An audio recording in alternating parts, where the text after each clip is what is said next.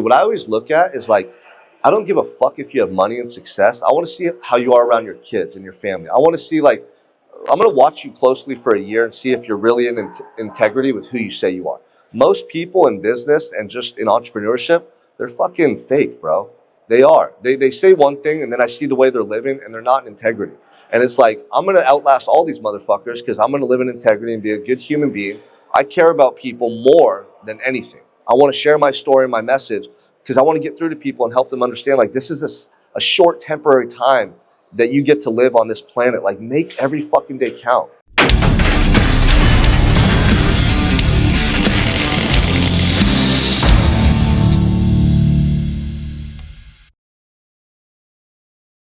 We're going to expose Sean Michael Crane today on our show, but we're talking about why your routine is messing up your sales.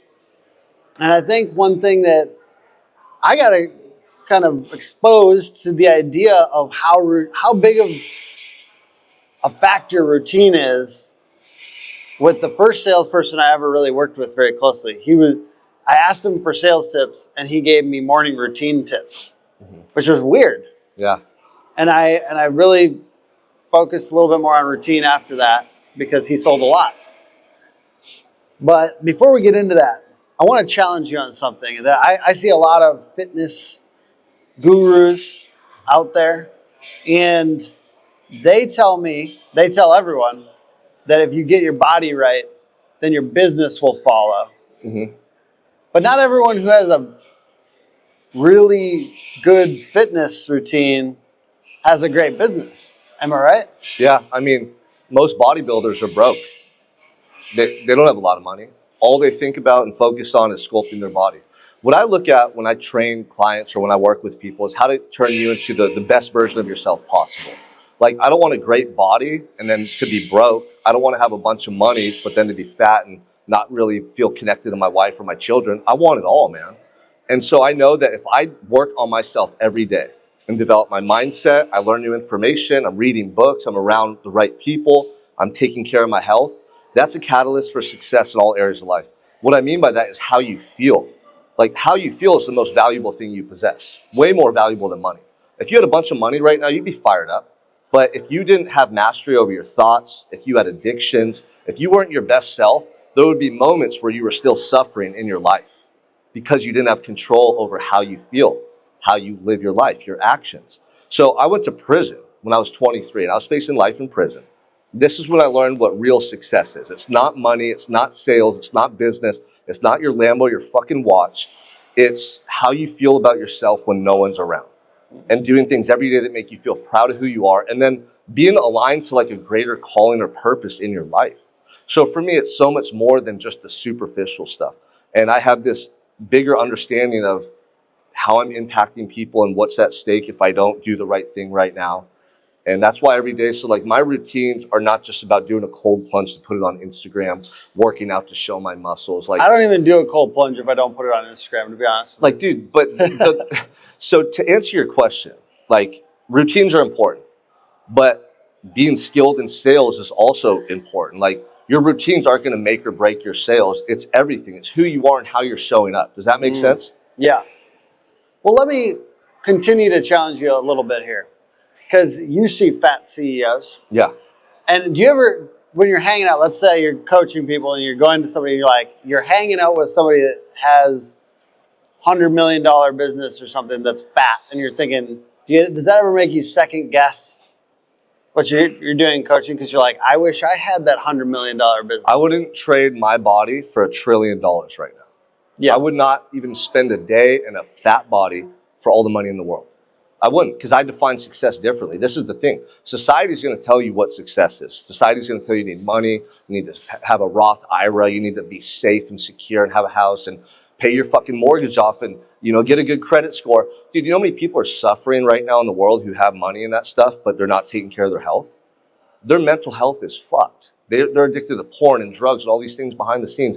I know so many 9-figure earners that are not happy. They're not thriving. They don't have inner peace. That's what success is for me. So when I was locked up, I was facing life in prison. And I thought about the life I'd lived to that point. And I saw nothing but, I'll do it tomorrow. Oh, next time.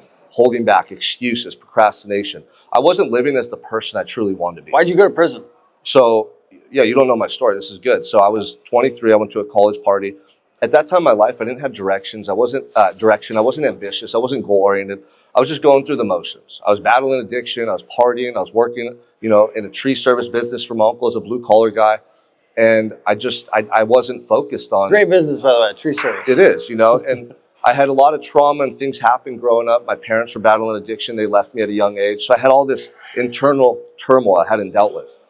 So that led me to partying, drinking, and trying to escape my problems, right? I went to this party one night, and there was all these college age kids there drinking, all these guys, and there was these two groups of guys that were arguing. You could tell they were going to fight. So I went outside to watch the fight, and I was really close to the two groups of guys, and it turned into this huge brawl. And I got blindsided and tackled to the ground, and I thought I was getting jumped. I'm like, fuck, man. Like, they thought I was in the fight. I'm just trying to watch the fight. And I'm wrestling with this guy, trying to get him off me, and then finally he rolled off of me. And he was like a big guy, could not get him off me. And finally, he just kind of rolled off. And my only thought was, punch this guy. He's trying to jump you. So I threw two punches at him, and they didn't even hit him. They glanced off the side of his head, and he stayed face down on the ground when I stood up. And everyone's yelling, screaming. My friend, the one person I went to the party with, is saying, Sean, let's go. Let's get out of here, man. And I walk over to him, and I get under the street light, and I'm just covered in blood, head to toe. All over my face, my arms, my shirt, not just a bloody nose. A lot of blood, someone poured a bucket of blood on me. And he's like, what the hell, man? What did you do? What happened over there? And he just took off running. He was scared, and everyone ran, and I followed them. And so I knew something really bad had happened in that fight. And it turns out, I Googled it the next morning after we went back to his place and passed out, and it said 2 men were stabbed in a fight. One of them's in critical condition. They don't think he's going to survive. And it turns out that guy that was on top of me had been stabbed multiple times by the other group. No one knew who did it. Everyone saw me on the ground throwing those punches, wrestling with this guy and running away. And so when the cops came and they questioned everyone, that's what they told them. Oh yeah, this guy Sean, we saw him wrestling with the guy. He threw punches. It was all written up in the police report. So the next day they came to my friend's house. They must have tracked my phone and the GPS. And they had AR-15s. They had the forensic unit, the dogs, and they arrested me. And I thought they were just going to try to get me to tell them who did it and what happened and press me for information. But they ended up booking me in the county jail for attempted murder. And they told me the guy was brain dead and they were going to change my charges to homicide. And I was 23 years old, and I thought my entire life was over. And so in that moment, man, sitting in my cell 24 hours a day with nothing to do but just think and be terrified. And you know what we do when we're in bad situations is we magnify it by the way we think, right? Have you ever had a bad day and then you're all pissed off in your head and you're thinking about it? And so I was sitting in that cell every day doing the same thing. And that's when I changed my life by first changing my perspective. I found a way to look at my situation as potentially a positive one that could have blessings that I couldn't see in the moment, but down the road could help me in my life. And so then I started doing things in that cell every day to just make myself occupied and busy, but that would help me to feel good at the end of the day. I didn't just want to sit there and rot away. And I would work out in the morning. I would read, I would write and study. And I started doing that every day. And that's when I started actually feeling proud of my daily actions. And I started to feel this inner peace and this gratitude swell within me. Even while I was facing life in prison, I didn't know how much time I was going to do. I started to feel this gratitude for life and this positive energy that I had never felt before. And to me, that's what success is. It's that inner feeling.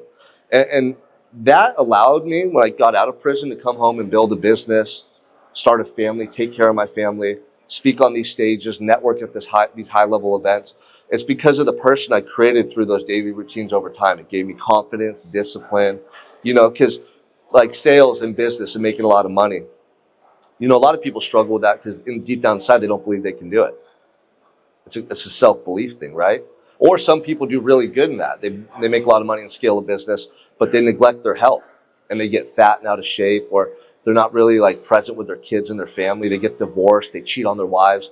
Is that a successful guy? The CEO you were talking about earlier with $100 million, but he has a big fat belly, and his wife and him don't even have sex, and they text in bed and they don't even talk, and he doesn't even spend time with his kids. Dude, that is so unsuccessful. Money does not equate to success. A truly successful man is a good father, a good leader, a good husband. He's an example, so he's fit, right? Dude, do your action figures growing up, do they have muscles or fat bellies? Does Superman have a big belly or biceps? It's because that's what's harder to cultivate and create. Which person? The lazy person who makes excuses, he doesn't love himself. He just eats for pleasure. Like, he's selfish. So how could that person be successful? Those are the guys that suffer so badly behind closed doors. I know because I talk to all them. The 9-figure earners, they hire me to help them get their mindset right and show them the daily routines that create that inner peace, that self-love, that gratitude, because they've neglected themselves for so long. The money and all the stuff they thought that was going to do it for them, it doesn't. They still feel empty. So That was a long-winded answer. No, I appreciate it. I'm working on not interrupting on this channel. I appreciate that. It's a great interview. I'll talk forever, so interrupt me though. Most of the people I have on are pretty, we all like to talk. So you think it's got to be both, essentially, is what you're saying. It's got to be both. You got to like have money and... Well, let's be honest. Like, first you have to define what success is. Here's the truth. Just the money alone is not going to do it. Mm-hmm. It's not. You know, the craziest thing happened to me, like when I was locked up, I would just think and sit and reflect all day long about so many things. And, you know, in that cell, I never wished, you know, it was like I died. I think about people who are on their deathbed reflecting on their life. That's what I felt like. I felt like my life was over. So you start to think differently. Like for you, it's kind of hard to understand this because you've never been on your deathbed. You're not like fighting cancer right now. You're not sitting in a hospital room or a jail cell like I was. I did go psychotic once. I went to a mental facility. Okay. I felt like I had died. Okay. So maybe you can relate to this. But when you're in those situations, you think about the life you've lived and you look at things a little differently. Yeah. Very few people on their deathbed are going to tell you, man, I wish I made more money. Yeah. I wish I worked more. You know, God, I wish I like bought more fucking cars and like stuff. All those people are thinking about is, I wish I spent more time with my loved ones. Mm-hmm. I wish I pursued that big goal. Like, I wish I became the person my heart is calling me to be. Like, when I sat in my cell, I recognized that there was two versions of me. There's two versions of all of us. There's the person that most people settle for, and that's an excuse-making person, a person that lets fear dictate their actions, a person that stopped believing in themselves. And then there's the person that we're born to be, that highest self, that best version of you. And we have a vision of who that person is. Like, most of us know what changes and things we want to do. It's just something ingrained into us, right? But a lot of people over time, they don't believe it's possible, or they use things to distract them, or they're numb from drugs, alcohol, food. So they settle. And here's the thing. In my jail cell, I realized, man, the way I lived is not who I truly want to be. You know, and God gave me a second chance to live differently. And that's why I have this mentality and why I'm all in. But I think a lot of people on their deathbed, they're going to wish that they had a second chance to do it differently.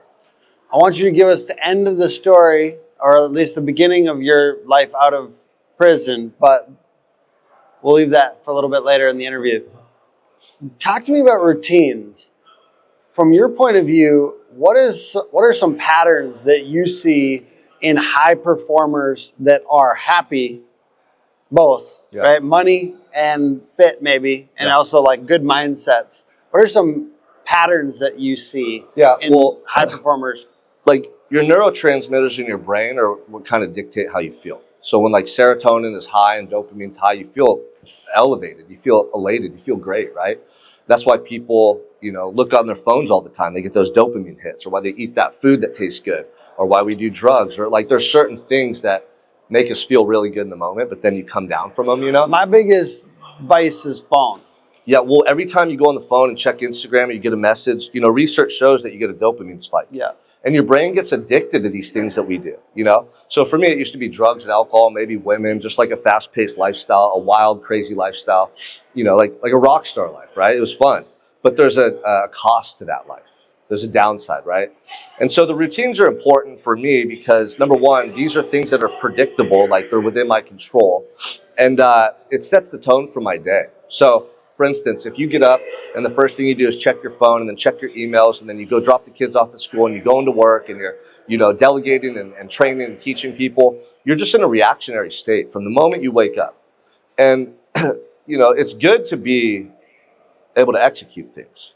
But for me, I like to reflect and make sure that things I'm doing are leading me to the place I want to be in my life. That first 30 minutes of the day seems like really crucial. It is. If I get up and check my phone and then I see some drama or some negativity, I find it colors the rest of my day. But if I take just a half an hour at the beginning of the day and do some like meditation or. You feel different, right? Yeah.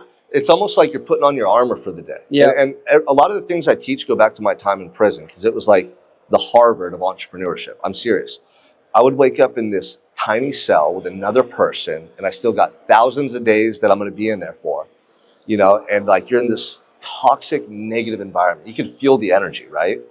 People are in there for murder, robbery, arson, like bad people, right? Face tattoos, violent people, stabbings.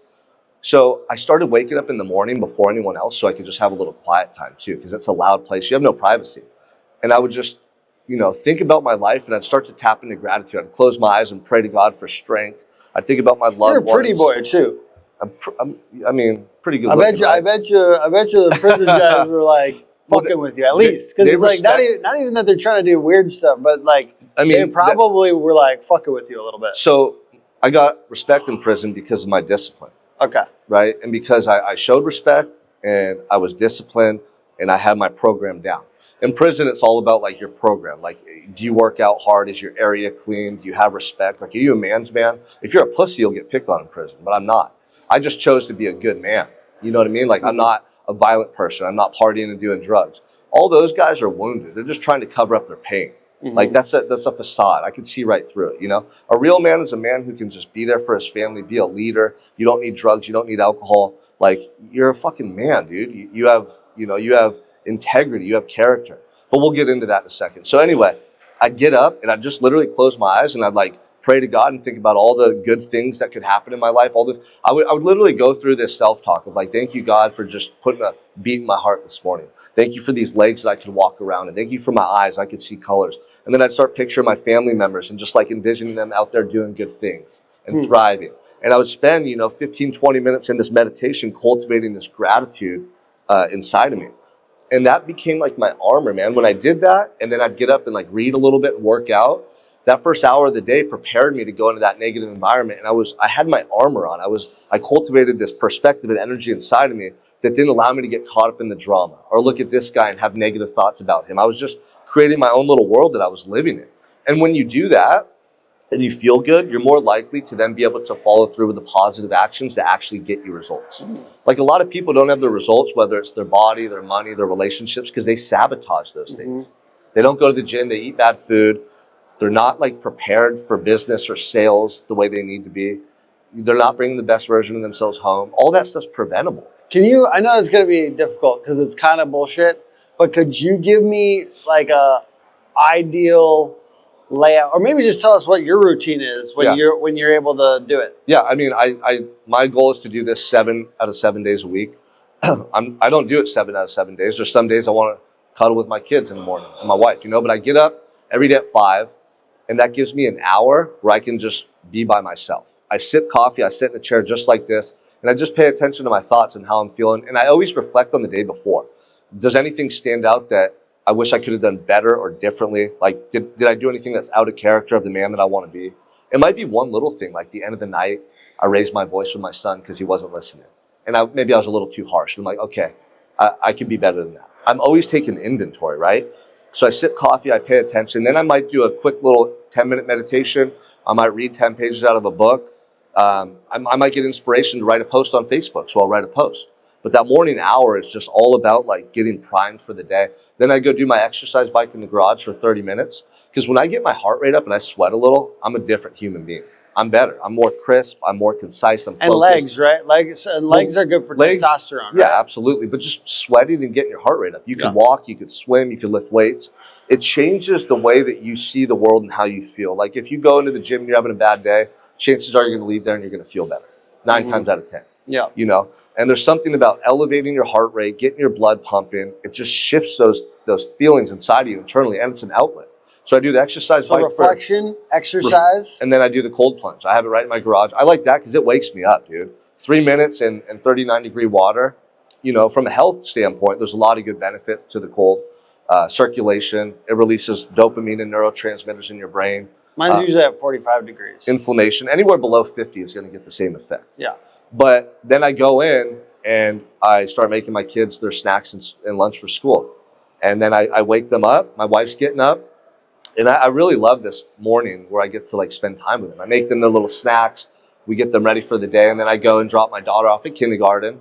And usually my wife will take my son because they're kind of in different directions. And my daughter just started kindergarten. Every morning I get to walk her to class, hold her hand. On the way to school, we sing her favorite songs. And like, dude, that moment is so precious for me. How far is the walk? Well, the drive is about 30 minutes, and then it's a short walk from the park. Nice. Okay. But she's going to one of the best private schools in Santa Barbara. And we'll get into money and sales and all this. Like, look, it's important to have money because you can take care of your family. My daughter's going to the best school in Santa Barbara because I worked my ass off and I want to put her in the right environment. But look, I just want to finish my routine so you know. Yeah. Then I go into my workflow. I've already done things for myself to stack those wins. I've already, had a good start of the day with my family. Then I go into my workflow, coaching calls, content, sales calls, whatever I'm doing that day. And then at about 4:30, later in the day, I go work out. I hit a workout at 2:00 and then I go home. And when I go home, my goal, man, and my focus is to be just as intentional and present as I am on those sales calls, as I am in that morning routine. If I go home and I'm on my phone or I'm bringing a burnt out, stressful day into my kids and my wife's life, like that's not a win for me. I got to finish the day strong. And I look at that last couple of hours of the day with them as so important because I'm only getting those 2-3 hours a day with them in the afternoon. And that's what a lot of guys, man, they go home and they're shot out. Yeah, that's how I feel, honestly. That's one of my biggest things is because as a leader, I'm sure some people can relate to this. I say the shit boils up. Yeah. Like the worst things, unfortunately, get to me. And like a lot of the positive stuff kind of stays down here. Everyone's doing a good job. Like we have clients, and ours are very recurring. So it's like if somebody's frustrated, and you can always do better as a marketing company, right? Yeah. So but like the one or two terrible things that happen that week or whatever, boom, hits the CEO because my hat hits the CEO, and I'm sure other people can relate to that. So then I have this emotional energy that sometimes it's tough being a CEO, man. It's tough being a CEO. How many people do you lead? We have about 10 team members right now. Okay, well that's enough to fucking get stressed out, right? So what do you do with that stress when it comes, like, let's say a customer or something like that is like frustrated in some way? Or a long time ago, I was able to train myself to emotionally detach from like outcomes, right? Like when I first started my business and I was scaling and growing, I would do a sales call and some guy would hang up as he was supposed to like give his card, right? Yeah. And I'd be all mad, like, dude, I was so close to getting that guy in the program. I want to help these guys, And obviously I want to build a successful business. And then I noticed that would affect how I was around my wife and kids. I'd be all irritable and like I would be in my head like thinking about what I did wrong. So a long time ago, I was able to train myself to detach from these things in business so they don't faze me. They don't faze me. And I'm not saying I'm perfect, but I've gotten really good at it. Because when that happens, then how do you show up on the next sales call? Or like how do you show up when you go home? I think one of the reasons, I've got that issue, and I'm using free consulting here, so thank you. Yeah. Well, let me tell you this too real quick. Yeah. That's why training your body and eating properly and having discipline is so important because you train and program a part of your brain that then carries over into those types of scenarios. Like I go to the gym every day and put myself in adversity through pain, through like self-imposed suffering. I'm psychotic, right? But like if I could withstand that pressure on a day-to-day basis, like the workouts I do are 10 times harder than anything else in life. So like I see a lot of guys that get mad at their kids over something, or they're like talking to their wife a certain way, or their team members, or they get mad when something happens in business. Dude, you're fucking soft and you've weakened yourself with your daily routines. So you don't have the mental bandwidth, the strength, the willpower to be able to act accordingly in those moments. That's why personal development will always create more professional success. It's all those little things. Let's talk about the guy who has a lot of money, but he's an asshole to his team members. Is that guy successful?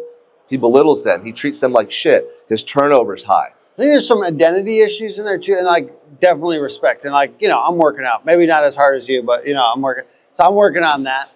The other thing that I think happens too is like I identify with my business a lot. Yeah. You know what I mean? I think my business is me. Yeah. And I think when I'm in my best self, I recognize that's a game. I mean, I'm playing a game. I put my heart into it, but it's a game, and it's fine if stuff is bad sometimes. Like it goes back and forth, right? Yeah. Like being a business owner is like having the best day and the worst day of your life 15 minutes apart. Like It's so funny. I heard someone say Yeah. that, like he explained entrepreneurship and he explained this roller coaster where like in the morning you wake up, you feel fucking great. Then you get a text message and you feel like you're a loser. And then like, Yeah. an hour later you feel like you're the best husband and dad in the world. And then Yeah. later that day when your kids are acting up, you feel like you're failing. And it's across the board. And that's why having the right mentality and perspective is so important. Like, no matter what happens, I'm always trying to find the learning lesson in it. And I think that's the difference between being feeling like a victim and caught up in these scenarios and letting them negatively affect you, and then rising above them. Anything that happens right now, if all my team members quit right now, and they left the booth and they're like, fuck this event, we're gone. Like, I could look at that and get emotional and get mad and upset, or I could take a second and go, okay, how could I turn this into a win? Like, this is what prison did for me. I turned the worst case scenario, life in prison, no one believes that you're innocent, something out of a fucking novel. And I turned this into an opportunity that changed my entire life because I shifted my perspective. And I started asking myself, well, how can I learn and grow from this situation? How can I use this as leverage to put me in a better place in life? How can this be something I look back on in years and say that was a good thing, not a bad thing? And it's that self-talk that'll change your entire life, bro. I would love it if you're watching this, if you have something that helps in your morning routine, if you drop it in the comments. Appreciate y'all. Thank you for joining me. I want to ask, who are some people that I know that you're working with Tommy Mello. Who are some other people that you've trained that we might know about that people can think about? Yeah, you mentioned Jason Walker earlier. Jason Walker was one of the first guys in the trades that reached out to me. Mm-hmm. I was supposed to speak at one of his events, but there was a conflict in scheduling. And then after Jason, it was Victor Rancourt reached out and hired me as his personal coach for a year. And that's when, I started speaking at his events, doing podcasts in this space, and starting to get recognized by the home service industries, right? And then Lance Bachman, me and him are really close. I'll fly out there and spend a week with him, and I'll be speaking. Are you getting him svelte? Yeah, Lance is a beast, He's dude. getting in there? He's getting jacked. I mean, he's a warrior. Lance. So all these guys, like, I've been able to speak at their events and build real relationships with them. Got Tommy Mello, and then get introduced to their worlds, their networks, And so now my coaching program is literally 98% blue collar workers. That's sweet. It's business a great owners, niche. service tech, sales guys, and it's cool because we're all very like-minded. All these guys have similar challenges with how to balance family time, make a bunch of money and crush it, and also take care of your health, right? And so we've created this blueprint using our app and using our coaches that it's like you have a P&L and KPIs for your business for a reason. You don't want to go fucking broke, right? But nobody's living their personal life that way. So we've helped them to put all the pieces together so they're consistent and they can be fit, they can be more present with their family, and they can crush it in business. What's the lowest level of thing that you guys offer? What's the highest level of thing? Yeah, our monthly fee is $297. It's super low. It's $297. Do I get to have arms like this?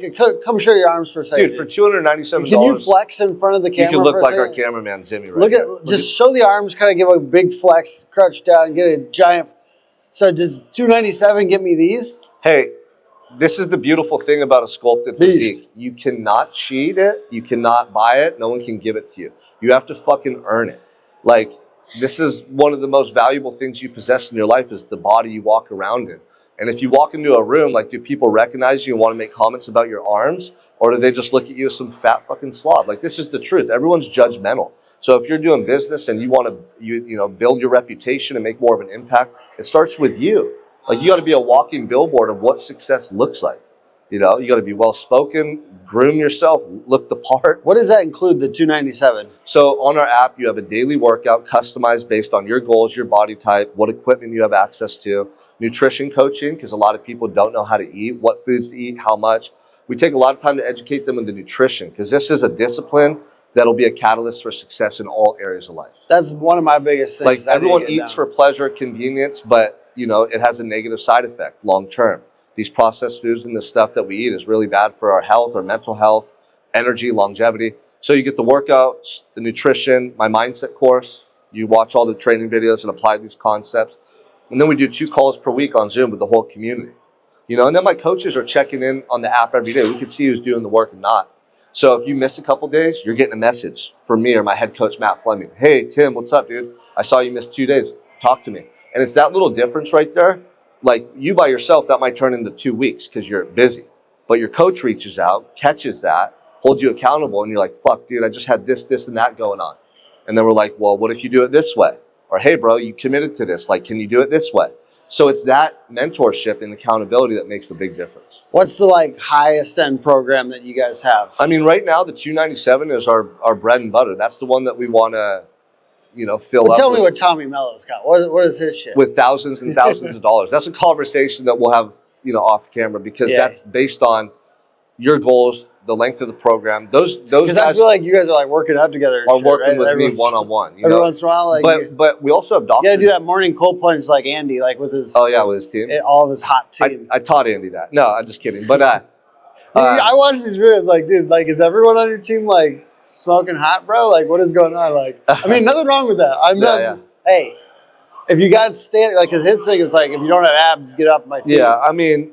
That's the standard that he sets, but there's guys on his team that he works with that don't have abs, but as long as you're working on bettering yourself, that's the message. Like, that's what Andy represents. He has a high standard. He wants to hold people accountable because he knows what they're capable of. That's what I do as well. We have Dr. J, who's a part of our program. Really? So Dr. J is one of my business partners. He works closely with Tommy Mello, a lot of the like high-level guys here. He'll do blood work, help you to understand your cells and how they're functioning. Do you have leaky gut? Are your hormones off? That's one of our higher ticket options. But when you work with him, like blood work and you stuff, feel like a fucking superhuman. If you're working out and you're eating pretty good, and then you do the work with him, it takes you to a whole other level. I've been thinking about getting like blood work stuff. That he's the one to go to. I'll introduce you to him. We're actually doing a drawing and a giveaway while we're here at the Freedom event, where first place wins a free lab kit with Dr. J. Second place, 90 days for free in our program. Third place is a gift card, but maybe you'll win it. Who should I have on my podcast next? Who should you have on your podcast? I might not know about? Because I'm like pretty in with, like, I know a lot of the people in HVAC and stuff like that, but who's somebody that I wouldn't know maybe that I should have in the HVAC space? Or just anywhere. But that would be useful to our audience and home services. What do you guys want to learn? You want to learn sales? You want to learn? I think have you had Victor Rancourt on here yet? I have not. You got to get Victor on, man. He's fucking crushing it. People are going to hate on Victor. People are going to hate on me. They're going to hate on other people in the industry. Oh, I guess I did have him on. I had him on with 3 people, but Victor, Victor has so much to offer. His results speak for themselves. He's a good person too. What I always look at is like, I don't give a fuck if you have money and success. I want to see how you are around your kids and your family. I want to see, like, I'm going to watch you closely for a year and see if you're really in integrity with who you say you are. Most people in business and just in entrepreneurship, they're fucking fake, bro. They are. They say one thing, and then I see the way they're living, and they're not in integrity. And it's like, I'm going to outlast all these motherfuckers because I'm going to live in integrity and be a good human being. I care about people more than anything. I want to share my story and my message because I want to get through to people and help them understand, like, this is a short temporary time that you get to live on this planet. Like, make every fucking day count. All in. Be the best version of yourself. That's my message. And it sounds cliche, but it's true. I know most people watching this want to be better. Why aren't you? What's your excuse? Crush that fucking excuse, take action, and watch how you feel in a couple years from now. And also crush that like and subscribe button. And thank you guys for watching. Please, we were just talking about who else to have on. Please comment below with somebody that you think should be on this show. And I appreciate everyone for watching. This is the HVAC and Plumbing Hustle Podcast. Sean Michael Crane, where can people check you out? Facebook, Sean Michael Crane, SEAN is how I spell my name. Or on Instagram, Sean_Crane_official. Shoot me a DM. You can also check out our website if you're interested in the program, unstoppable365.com. Awesome. Thank you, everyone, for watching. Have a good one.